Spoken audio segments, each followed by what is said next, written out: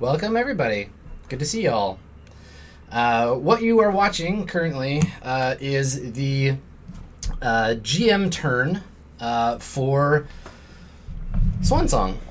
So Swan Song uses the Stars Without Number system, and Stars Without Number has this really awesome tool. It's basically a mini game for the GM to use to determine what's happening in the world around the characters. So while stuff is happening, on planet, and we're seeing, JP and Steven and Jeff and Weed all run around causing trouble, the universe is a constantly moving thing, right? Like the corporations, for a fact that the Sunbeam Corporation, Sunbeam Multicellular, they don't just hang out waiting for things to happen.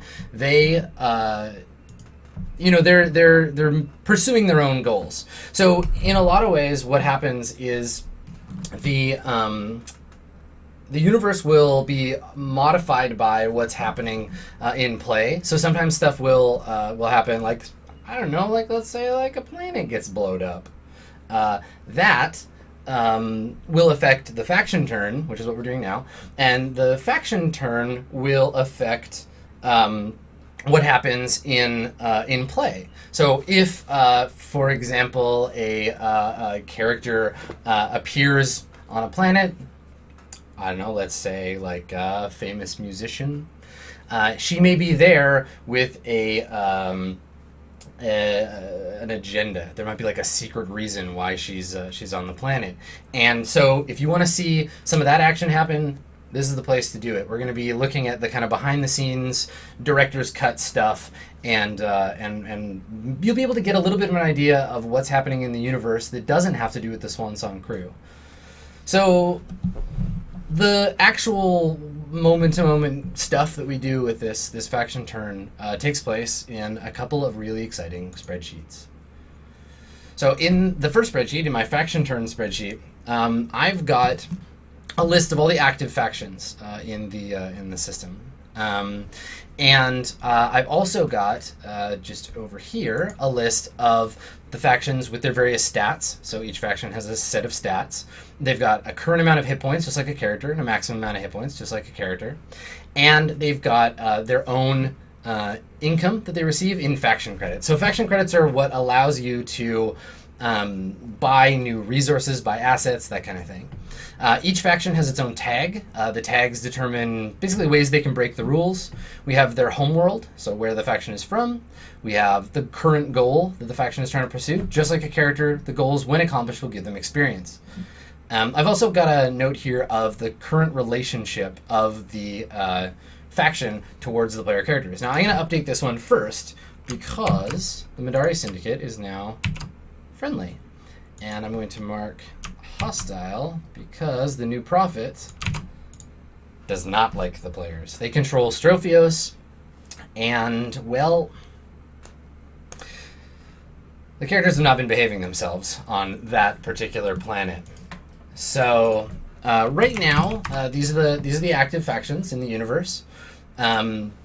They're everything that's kind of been going on in Asgard Sigma, and as the game goes on, I'm just gonna swipe in my Roll20 here so I can grab the rolls. I'm gonna need these.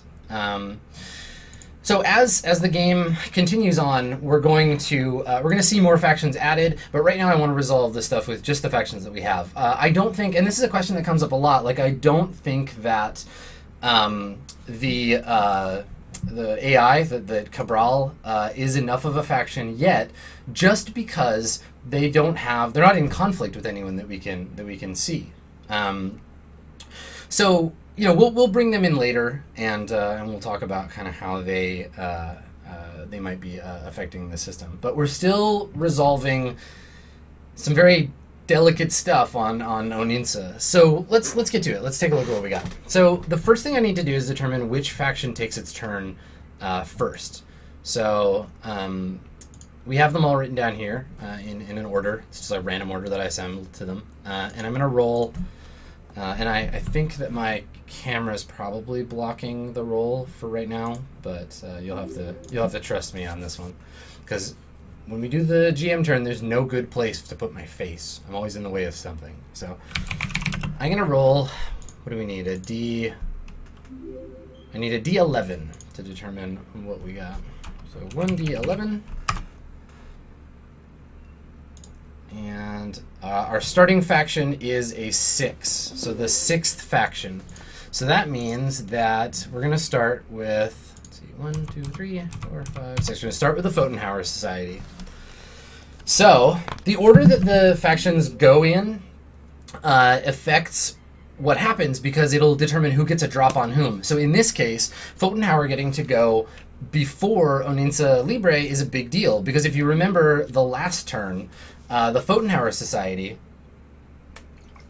they upgraded Fate's Rangers. So Fate's Rangers is a military unit. They're just a small militia unit that was on Oninsa fighting that war on behalf of the royal family of Oninsa. So Oninsa bought them, basically, to fight. They bought Miss Fate and her rangers, and so there was a whole bunch of conflict there. The militia wasn't doing a great job, so what I did last turn, for July, was we stopped, and they, instead of attacking, they found a cache of pre-tech weaponry. So if you are curious about what pre-tech weaponry is, this is the kind of shit that Constantine Fang dredges around with him. So this is when... you know, like plasma weapons and laser shielding and all of that stuff. So Photonhauer's got a shit ton of weapons. They're ready to go ham on Oninsa Libre. So let's do that. So on each turn, what happens for each faction is that we take a look at the faction in the list. So on this list, Photonhauer's down at the bottom. And while Miss Fate herself has left the planet, her rangers are still here doing their job. She was pissed in that cutscene that we saw because she wanted to stay and see the mission through, but she didn't get a chance. So Photonhauer, these guys get 5 credits every turn, so they're up to 19 credits now. I spent some last time. Their tags allow them to move units off and on world. They basically have a mobility that the other characters don't have. So, Mercenary Group, they probably won't need that because they're going to attack this turn. So, first thing we do is give out the credits for the faction, which we did. And now we got to write down what they're doing. So I'm just going to copy this this one because they're just going to keep hammering away at Oninsa Libre. Alright, so they choose to attack Oninsa Libre with their militia unit. Now, what's interesting is that the Oninsa Libre, they get to choose how they defend, right? So they can defend with a unit if they want to fight back. They can choose not to defend, or they can defend with a facility. So like just allowing Photonhauer to hit them. So let's pop over to the other sheet and we'll look at what assets Oninsa Libre has on planet to defend with. All right, so Oninsa Libre, you'll see them. There are these 3 here. They look like they've still got some infantry available. They've got a 4 hit point and a 1 hit point post-tech infantry. So they're going to defend with one of their infantry. We'll say they defend with the one with 1 hit point. It'll be a last-ditch effort. So defend with post-tech infantry. And now they're going to attack. So the way that attacks work is it's a D10 plus the stat for both of them. So I think this is just force versus force. We can find that out by looking in the attacking unit. So they've got their on-planet pre-tech infantry. Yep, force versus force with 2d8 damage if they hit, which will be more than enough to murder the Oninsa Libre squad. And we're going to check real quick to see if any of the factions have anything to modify this. So Oninsa Libre, you'll notice they're warlike. So once per turn, they can add a d10 to their force. Now, the way that we were doing this is they get to use their they get to use this like advantage. So we're going to roll 2d10 and pick the best result. So for the first roll, and actually let's move me out of the way. I'm gonna give all y'all some space so you can see my rolls. So I'm gonna be weirdly partway down the page. Okay, so you'll be able to see the most current roll. There we go. Okay, so now that I'm out of your way, let's make that roll. So first of all, Pfotenhauer gets a D10 plus their force, which is Pfotenhauer Society. Their force is 6. All right, they got a 15. So Oninza Libre has to beat or equal 15 to not just get wiped out. So I'm gonna use Warlike. They're gonna do two 10-sided dice, and then we're gonna add 4. So first die, and the second die. Okay, so the best they could do is a 10. So it looks like Oninza Libre takes the hit, and they're gonna lose that unit. So I'm not even gonna roll damage. Do you want me to roll damage? Should we see how bad it is? They only have 1 hit point. Oh, roll 20 is keeping me in. Oh, Jesus. Yeah, so 16 damage. And, yeah, they are wiped out. So that's 15 extra damage. That unit who's been fighting with these guys, they were starting finally to, like, just get a little bit of leeway, and then, boom, wrecked. Totally, completely destroyed. So I'm going to make a note here. So success.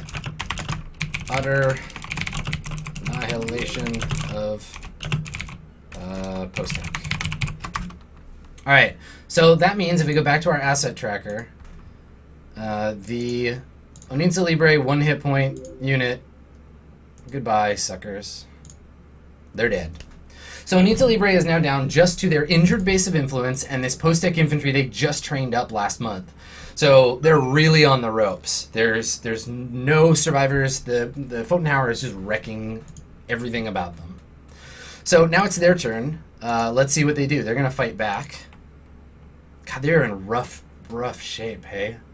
Because all they have is their attackers, and these infantry. Best they can do is a D8 damage. So they can't even take out the pre-tech infantry. Yeah. Well, I mean, they gotta fight. Viva Oninza Libre. So they're gonna need to attack. Again, this is a messy battle. I'm just going to carry it over. Pfotenhauer is definitely going to defend this time because it doesn't make any sense for them not to. So they're going to... They can also make a second attack, which I think they're going to do. Oh, no, they can't now because they only have 1 unit. So attack with a post-tech. Defend with pre-tech. You guys want to see Oninza get worked again? Because here it comes. Alright, so they're going to roll 1d10. Now they've used their Warlike up already, so they're 1d10 plus 4. And they got an 8. And Pfotenhauer is defending with the same roll that they made, so d10 plus 6. So this is where, watch, this is where Oninza Libre turns shit around and just like blasts these guys, but fingers crossed, here we go. Alright, so Pfotenhauer, nope, they defended, which we expected. So it is a failed attack. And what that means is that on an attack, you're taking a risk, because what that does is it allows the attackers to be exposed. It makes them exposed to a counterattack. So fail. And the counterattack for Pfotenhauer for pre-tech is, Jesus, it's even worse. It's 2d8 plus 2. So there's no way that this can't annihilate them. They only have 4 hit points. Yeah, so 10 damage. So post-tech killed. So Oninza Libre is like literally defenseless at this point. They've attacked. They were backed off here, totally destroyed by Pfotenhauer, and it looks like Oninza is losing the battle. Now nobody else was going after them in a military sense, but they do have other enemies potentially on the planet with the Royal Society. So royal family. Now the royal family, we'll get to them in a second, but it looked like they were ready to back off. If they have anyone to attack, they might press their luck here and try to seize control of the planet again. So let's see how that goes. So part of the challenge, and part of what I think is really fun about doing this GM turn, is that I have to like role play basically the different factions, right? Like I have to make choices based on not just what's optimal for them, but what would be the right choice to do from a roleplay perspective. So Anita Libre, they're all about seizing control of their planet. They want to get these foreigners off the planet. They're really aggressive. So that's how we're going to do it. Now, what I want to do here, first of all, though, is I just need to add money for Anita, because if they do manage to survive, maybe they're going to be able to spend those credits to heal. Chances are pretty low, but we'll give them their income just in case, and we'll go from there in case they survive into September. So meanwhile, the new prophet. So you'll remember, and this is I think one of the first time that we've ever seen the new prophet appear on screen. So they're heavily involved in Strophios. They're in a bit of a cold war with the Midari Syndicate. Their demagogue has like spoken out against Nika Starlight. Nika Starlight's also a secret spy for the Midari Syndicate.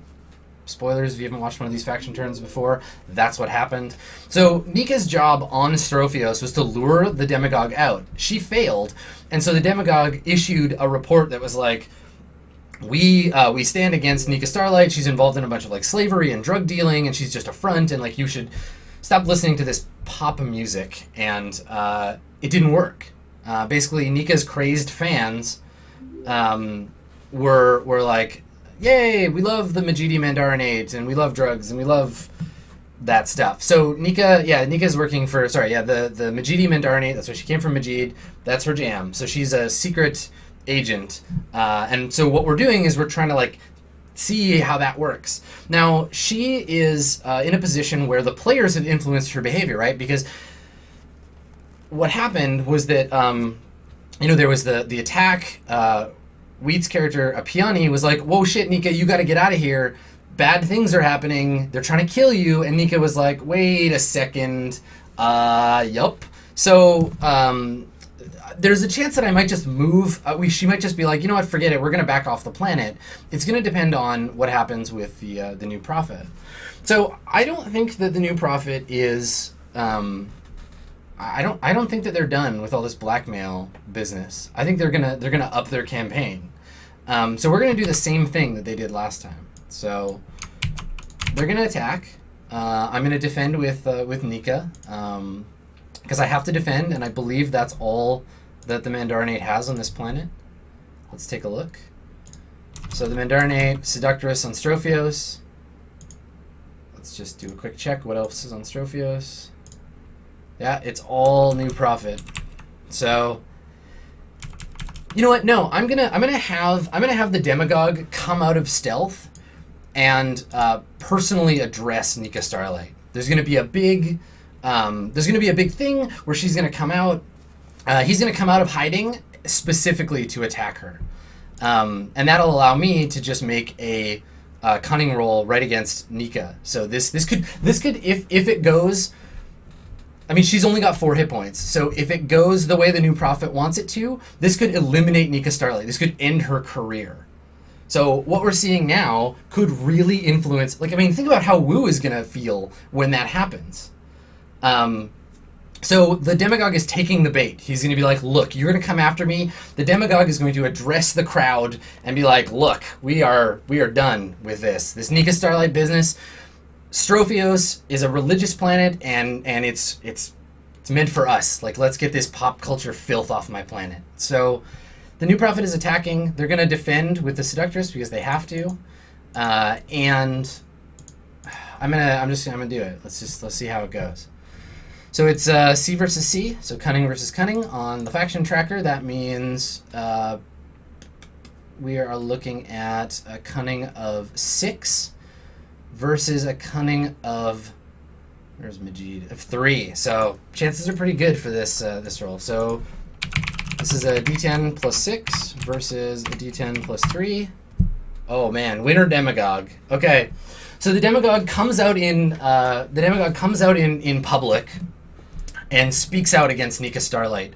And this time, because it's not blackmail, it's a straight word from God, basically. This is like the Pope being like, nope, we don't like, I don't know, Justin Bieber. And all the Catholics on planet Catholic are like, no, Justin Bieber. So here we go. Let's see how much damage we do. So there's a very good chance this will just kill Nika Starlight. This will eliminate her from the planet. But if we roll poorly, it might not. So the asset specifically states, let's see here, new prophet. Also, I got to give the new prophet their money. So it's just 2d8. All right, so there's a chance. Let's roll. Space Pope says, whoa! 2 1s! Nika lives!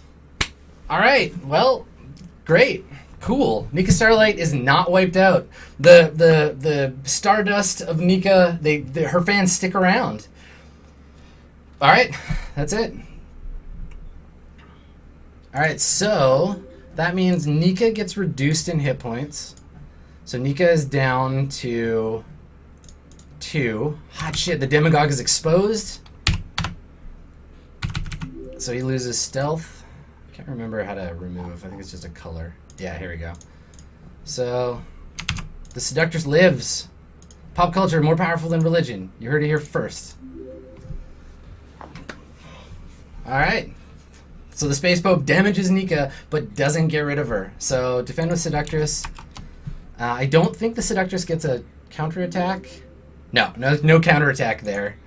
Let me make sure to give these guys their coins. So they got 21 now. And we'll make a note. Wow.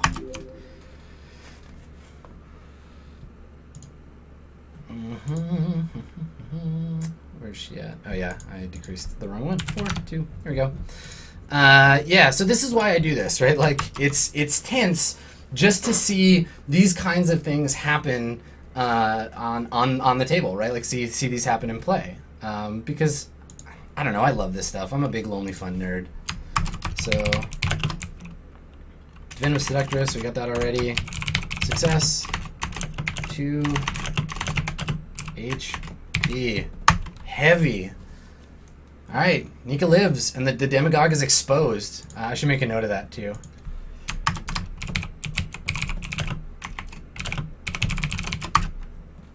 Cool. Alright. Way to go, Nika. You the best, girl. Wu's gonna be so happy.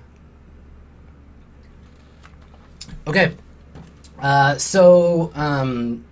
next thing we're gonna do is get revenge, I guess.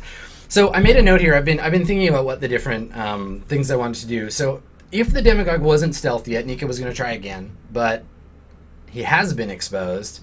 So we're gonna buy a new thing on Majid because I think that you have to. Let me take a look at the buy action.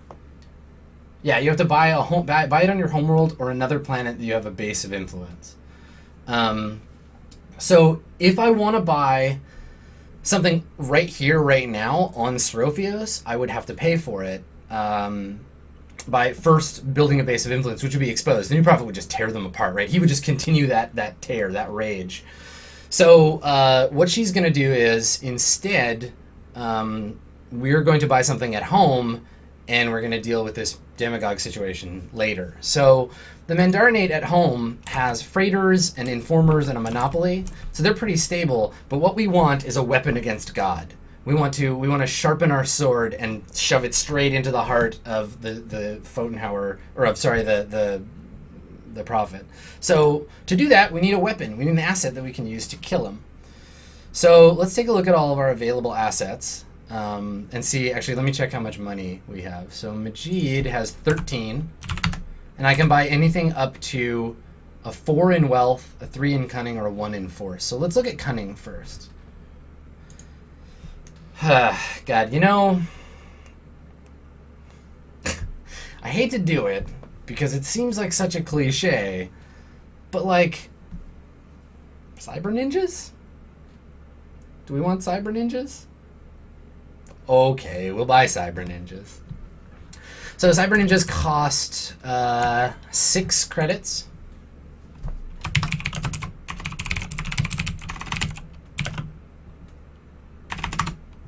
Cyber Ninjas. They are, I mean, they're like the Lin Kuei, not like ninja because they're like Chinese themed, but they're stealth warriors, they're cyborgs, and they're going to come and kill the Prophet. That's the plan. So Cyber Ninjas. So these guys, they are going to appear on planet.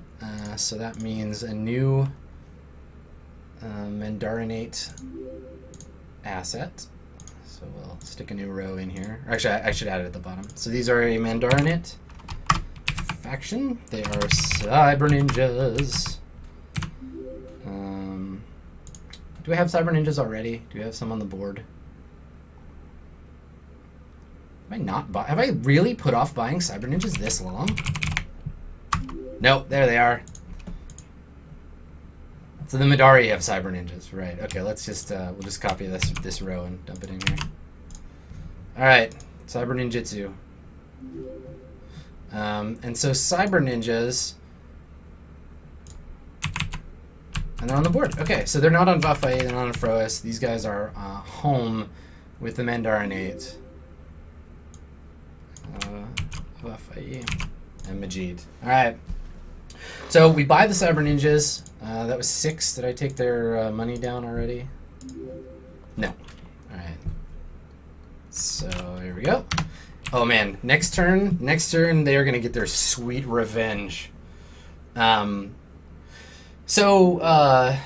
Mookie Mage in chat actually asked a good point, and this is something I do every turn. Why I record this is so that later I can post on, I'm going to be posting it on JP's subreddit, I'll link to it on my Twitter, basically the news for each month. So in August, I'll post little news blurbs. You can see all the ones that I've done so far just over on JP's subreddit already. So yeah, I'll definitely be fictionalizing these. Also have to change the hex, because it's hex 304. Okay. Solid. Cybernetic ninjutsu. We're ready. There's going to be some blood spilled next time around. So the next group is the Madari Syndicate. So the first thing that Madari Syndicate needs to do is get a new goal. So you'll remember, like, look at the last 3 or 4 months. All they've been doing is post-tech industry, post-tech industry, post-tech industry, post-tech industry. Complete goal, right? Because they were bribing. Basically, they're just building the drug trade. This is why, and it's not as obvious necessarily if you're just watching this one song turn, like regular gameplay, but the reason why Blue Fever, like I keep mentioning it, why it's like Blue Fever, everybody keeps having Blue Fever, is because of this, right? Like Blue Fever is a Madari invention, and it's spread throughout the sector, and it's because of these turns that it's been so successful. So that's, yep, just gonna keep happening. So, ninjas. So let's do with the Madari Syndicate. They need to pick a new goal. So I'm going to pop over to my other spreadsheet and we'll look at some of the goals they can take. So they have a bunch for attacking enemies, like military conquest, commercial expansion, intelligence coup, planetary seizure. Like they're all pretty intense. Expanding influence is like putting a base on a new planet, which, you know, I'm not super into that right now for them. I do have one in mind. And that is inside enemy territory. So planting stealth assets on worlds where other planetary governments have place.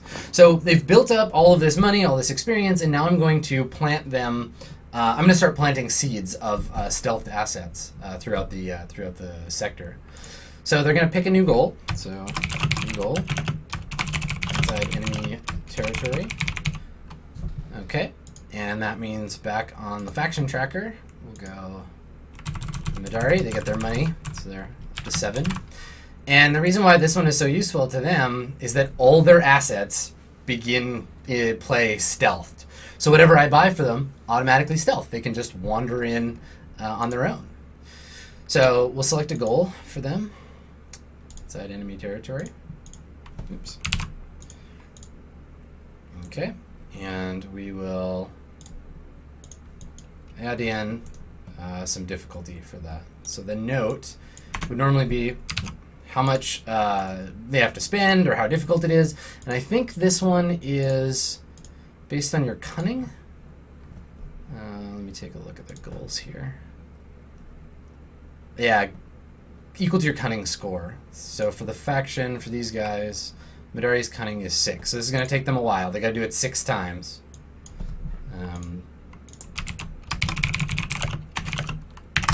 Okay, so I'll have to do that 6 times. So they get that for free. They start with the goal, and now I have to, for them, I have to buy a new asset, I guess, or start moving assets around. Let's see what they currently have. So from the asset tracker, we can sort by owner. So we'll sort them. And we're looking at the Midari Syndicate. And they've got Cyber Ninjas right here. They got their Cyber Ninjas. And they are currently on Frois. So let's see if they can use their smugglers to move the Cyber Ninjas somewhere. So 1 fact cred, they can transport any special unit to a planet up to 2 hexes away. 2 hexes from Frois. So 304. They could go to any planet in the Protagoras system, the Cliff system, Varvaresos. Let's get in on that Strophios jam. Let's take a look at Strophios. I want to see who has planetary government there, if anyone. Okay. Majid, Royal Family. So they want to get a character onto Andoni, and they want to get a character onto Oninsa. Those are both useful for them. Okay, so we'll move the Cyber Ninjas to Majid, because that's within 2 hexes, I think. Let's take a quick look. It's in the same system. All right, so these Cyber Ninjas are going to go and stealth their way over to Majid. Cyber Ninjas, and all we have to do is just change these 3 out to one that is where the Majidi Mandarinate are. Cool, there we go. All right, so everybody's getting in on the Strophios jam. The Cyber Ninjas are going to move to Majid so they can have a little bit of influence over what happens there. So if there's like a Mandarin that gets uppity and the Midari Syndicate doesn't like him, they can off him. There's a lot of like chained stuff going on. The Midari and the Syndicate, the Midari Syndicate and the Mandarinate have kind of like a loose alliance, sort of. But the oh, did I move the wrong ninjas? I sure did. Okay, thank you. Things with similar names. All right, and then these. Yeah, okay. So we're moving the Midari ninjas to Majid. Yeah, I copied and pasted the ones already on the Majid. That's what I thought. Okay, there we go. So it doesn't cost them. It doesn't cost them a fact cred because they're already on the. They're already on the same hex. They don't have to move them a full hex. Yeah, I'm not gonna make them pay for that. Okay, cool. Cyber Ninjas move to Majid. So on Andoni, post-apocalypse Andoni, there is a new government. Are these Cyber Ninjas still the wrong ones? No, This is why I need Math Squad around to protect me from my own inability to move things. Yeah. Anyway, this is where they are. The ninjas are all sorted. The ninjas are moving around. It's a ninja fight. Nobody will ever get to see it. It's too cool. The Midari could move other stuff if they want to. So let's highlight their stuff. They don't have anything else that's stealth right now. So I'm not going to move any of their stuff. We're going to leave them where they are. Okay, cool. So that's where they're going to go. Okay. So Cyber Ninjas of the Midari on Majid. We're solid. It's good. Anyway, meanwhile, on Andoni, the Andonian Cultural Protectorate was wrecked. Just totally ruined, completely destroyed, and they've been replaced by Cassie and her team, the Andonian Armed Forces Remnant. So the Andonian Armed Forces Remnant is the the former military of Andoni, and they've seized control. So it's a military dictatorship now. They bought a new base of influence. All we have left on Andoni right now, if we sort by planet, are 1 unit of 4 hit point post-tech infantry and the base of influence. So these guys are going to want to hold up and try to take control of the planet. So they're going to want to heal. I think they're going to heal their infantry. So on a healing action, what we can do is, let's see, by asset, repair function. So for 1 fact cred, it heals points of damage equal to their score and its ruling attribute. So the Andonian Armed Forces Remnant, they, on the faction tracker, have a 4 in force. So they get 3 fact creds. Then we reduce them down to 2, because for 1 point, they get, well, they're going to resolve their goal too. So they're going to get a point. They're going to get 4 hit points back for that asset. So let's take a look at the asset. So they go back up to 8. I will note that in the turn.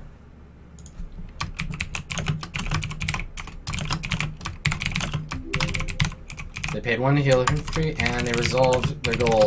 Ironically, they resolved the goal of peaceable kingdom by not being able to attack anybody else. So that's cool. They get some experience. So the way that works is in the Armed Forces Remnant, they've got peaceable kingdom. It is a difficulty 1. Their goal goes away, and they get 1 experience. So now they have 2. Okay, cool.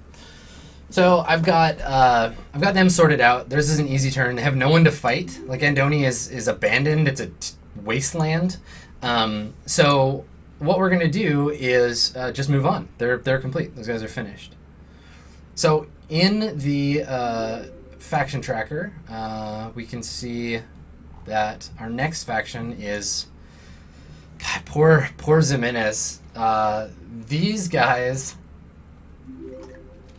They need a base of influence bad. They need a really, like, they need to get their shit together. So in August, let's look at them. So the Ximenez shipyards, they were all ready to butt heads with their enemies, with Sunbeam. They were like racing towards a space conflict. And then their home planet got blown up. And so now all that's left of the Ximenez shipyards, like literally all that's left, is 1 damaged fleet, I think. Or maybe they're okay. Let's take a look. So Ximenez shipyards. What do you got left, Ximenez?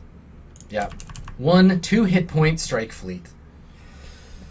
So yeah, they are, gosh, they are wrecked. And they want to establish a base on a new planet. Let's see if we can just find an unoccupied planet for them, or a planet with no faction, to go and lay in. Now, what I was thinking too is they might just merge with Sunbeam. Sunbeam might buy them. So let's see who their next faction. Yeah, Sunbeam is next, right? So you know what? Why don't we take both of these units and we'll just have them we'll have them merge. Let's do that. So we're gonna say merge with Sunbeam and merge with Ximenez, and that's that. So these two in September will be 1 faction. So whether it's called Sunbeam Ximenez Megacorp or whatever, we'll come up with a new name for the new faction, and we'll just merge them together. Now, to merge them, I don't want to just make 1 super faction that has, like, there's no rules for merging with factions, so I'm just gonna make it up. Does that sound good to y'all? So okay, so let's say Ximenez, do they have anything better? No, they have nothing better than Sunbeam. So what I think we're gonna do is we're gonna take, you gotta spend money to make money. So we'll say it takes 3 from each of them. These guys will get their 5. Oops, that was the income line. Okay, so it's gonna cost these guys down to 7, these guys down to 21. They'll go up to 26, and then we'll take the 7 from them. and we'll apply it to the fact creds. So 33? 32 or 33? Sorry, Jimenez, you are toast. And we'll add 1 to each of these. And away we go. All right, so Jimenez is wiped out. Sunbeam needs a new name. And they assume all corporate holdings. The other thing that's interesting now, so anything that... Now this is going to be very complicated in play if the players ever look into investigating it. So Sunbeam now owns everything that was in that, that fleet. Now, remember where Pi came from. Jimenez, they were getting special stuff. They were getting gear and science for everything that they were doing with Andoni. And Andoni had a whole bunch of like really weird... well, they had AI and weird pre-tech and stuff, and Pi has memories of Andoni, and so, I mean, who knows, right? Maybe Jimenez has some special stuff that Sunbeam can now load up on. Yeah, Sunbeam and Company. So we'll rename these guys next time. And that's it for them. So that's cool. That'll make for some fun fiction. Yeah, let's get back to Oninsa. So on Oninsa, we know that the royal family has been attempting to flee. You'll note I made a note here. Bot smugglers plan to get the fuck out. They're also being pursued by the Purity Initiative. So the Purity Initiative is this like fervent anti-drug organization, and they've been buying up assets. They're tiny. They were nobodies initially, but they've been attacking the royal family while the royal family is trying to fight, and they lost all their money, and like it's getting messy for them. So the royal family is going to try to get away before Purity seizes control of the planet from them. They're going to go into exile. Like their skirmishers, their bodyguards were killed. So they get to go first, so they're going to flee. So the smugglers are on Oninsa, obviously. So royal family, they've got smugglers, they've got their base of influence. Let's get out of here. So the smugglers can take themselves, for 1 fact cred, themselves or 1 special unit to... Okay, so the smugglers, what they're smuggling is really the royal family of Oninsa. Right? So they're gonna fuck off. So move smugglers. Let's go find a new homeworld for them. So they are they're on Oninsa now, which is 304. Where would they hide? So their options, let's see. They go to a TL3 planet. They can go to Anaximander. They can go to Sumati. Sumati's like warm and human breathable. That seems like a good place to hide out. Yeah, let's move them there. So they're going to move to Sumati, which is in Hex, what do we say? Anion 5. Okay, cool. So they move to 404. Move to Sumati. And that's it. So let's move them. So smugglers, they are now in 404 in the Anayansi system.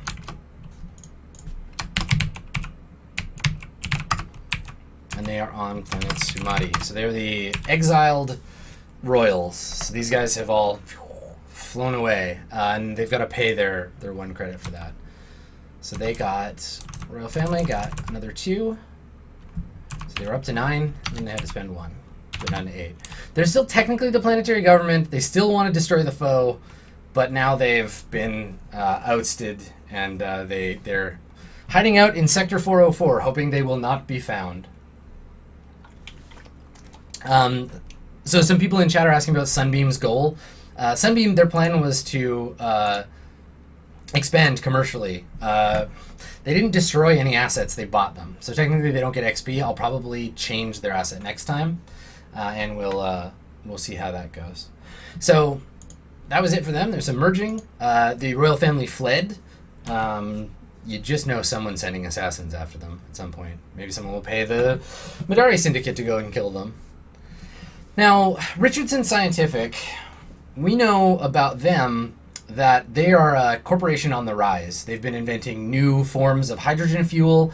They've been creating basically new science opportunities based on this computer that they got way the hell back in episode 1. They got this piece of machinery, they installed it, and it's been helping them like just skyrocket, right? They built harvesters, they've been doing great, nobody's attacking them, they've armed up.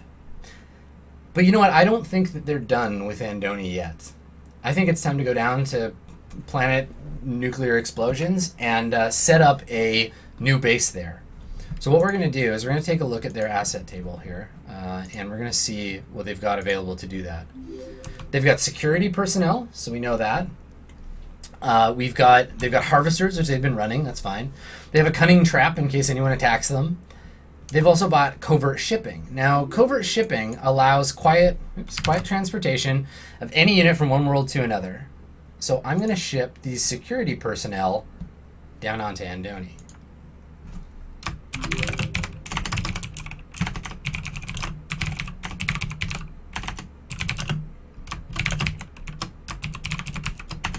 Andonio. Okay, so they pay 1 cred for that. And let's move them. So Andoni is in the same system, so I'm not gonna, I guess I won't make them pay for it. Alright, so they move off of their base, and they're like, we're just here to help. We're here to bolster your units. We're just gonna roll in. They're totally gonna make their own base. They're gonna build a lab, and they are going to mine the shit out of that planet. Now that Ximenez isn't in the way, and now that the force is like out of control, these like aggressive scientists are gonna show up and be like, oh yes, give me all that stuff. So let's make sure they get their money. So they're up to 4, and I think this fits. They're scavengers, so they're just like, oh, something bad happened on your planet. We're really sorry. Boom, we're moving in. So there you go. Richardson is ready to come in and build things up. Did I move the wrong thing in the assets? Oh, I moved the base. Yeah, I sure did. All right, let's fix that. So many spreadsheets. All right, so these guys go back to Gunhild and Andoni. These guys move.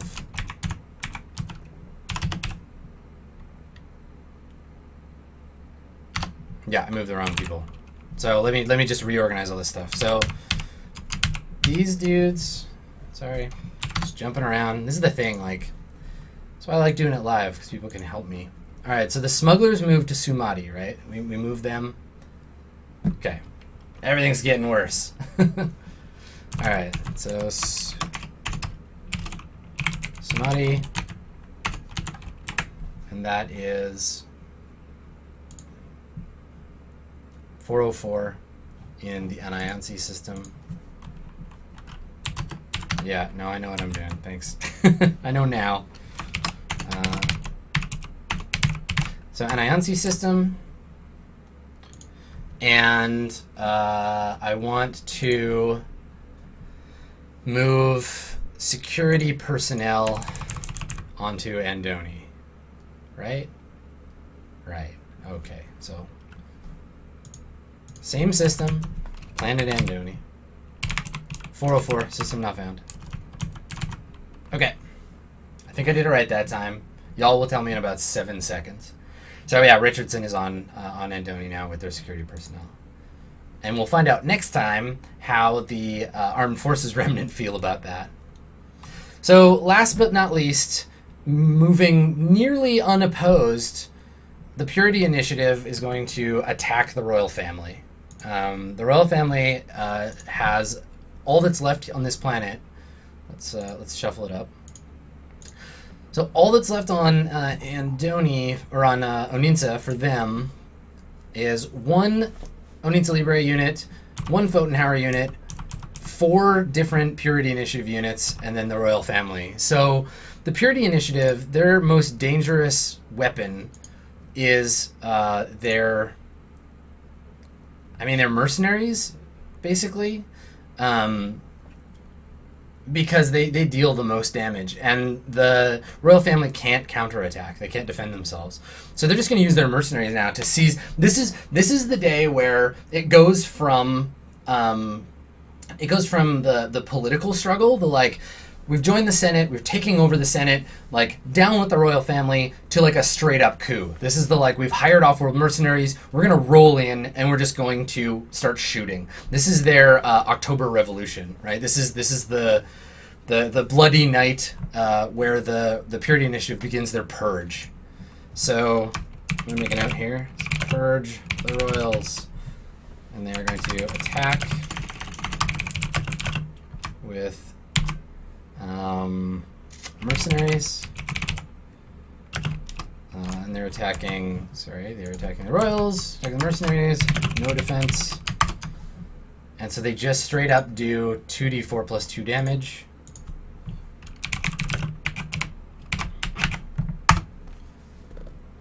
The purge, 7 damage. That's not bad at all.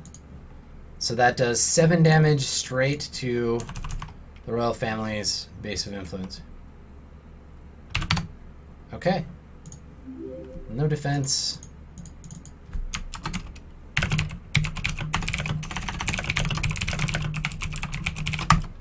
Alright, so the purge has begun. August 3200. A day that will be remembered in infamy, when the royal family, the actual royal family, so like the Empress and her mother, they flee the planet, and all of the lower level, like daimyos and stuff, just start getting shot. So yeah, this is when they're like, the shogun of the planet just gets offed, and all of their people start getting killed. The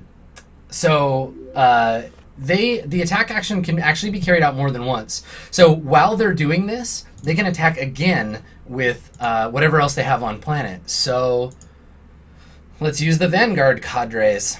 So the Vanguard cadres, they're like another unit able to, I think they're mistagged here. Yeah, they're mistagged as the party machine, but let's take a look at them on the asset table.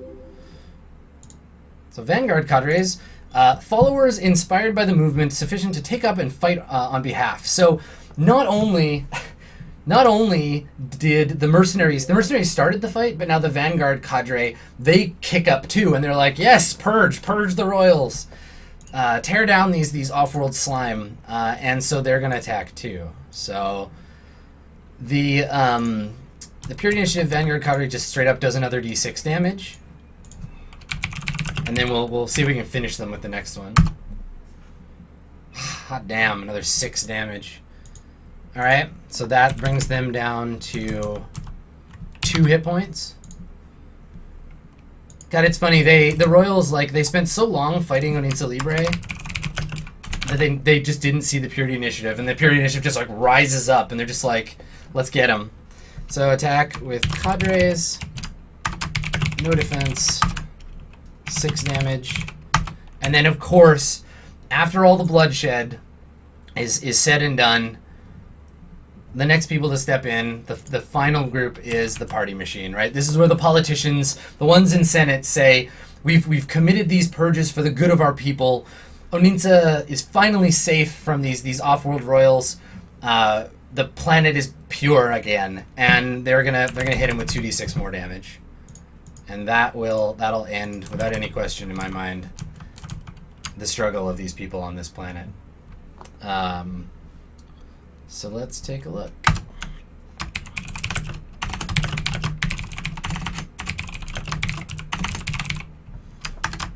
So no defense, of course. And they deal 2d6 damage, I believe. Yep, 2d6.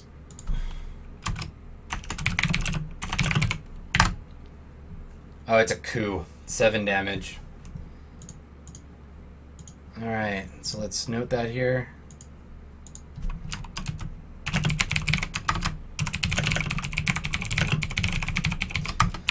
The other thing that's worth noting is that as you attack a base of influence, the base of influence reflects the health of the faction. So not only did they take 20 damage total to the base and lose it, the royal family, and this might get interesting. So the royal family itself takes 20 damage.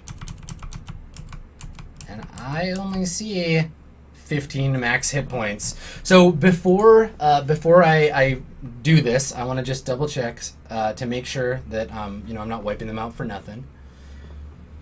So attack and counterattack. Let me find base of influence here. Any damage done to a base of influence is also done to the faction's hit points. And that's it. See you later, royal family.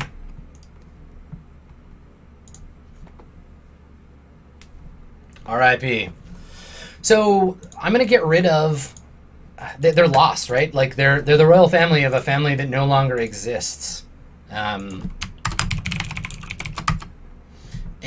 I'm gonna note too that their asset that they had, the smugglers, disappear. The royal family is gone, wiped from the sector. Too bad. Too bad Andonian, the people of like Oninza Libre. Too bad the people of Oninza Libre weren't alive to see it, or are barely alive. So the new, you can see the new power.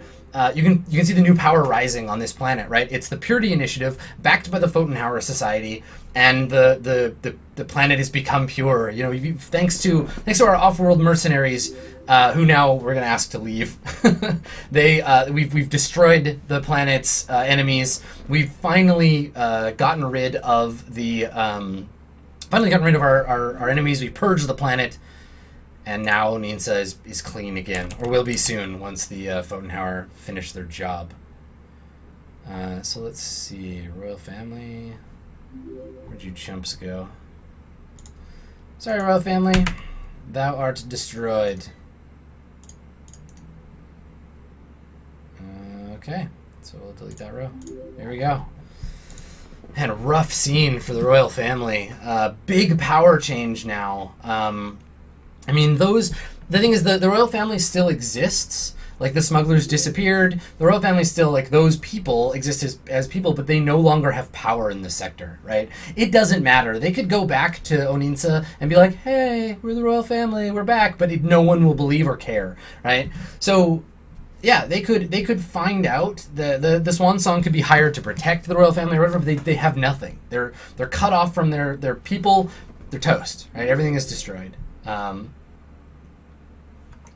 So that's pretty heavy. I just want to check the Purity Initiative.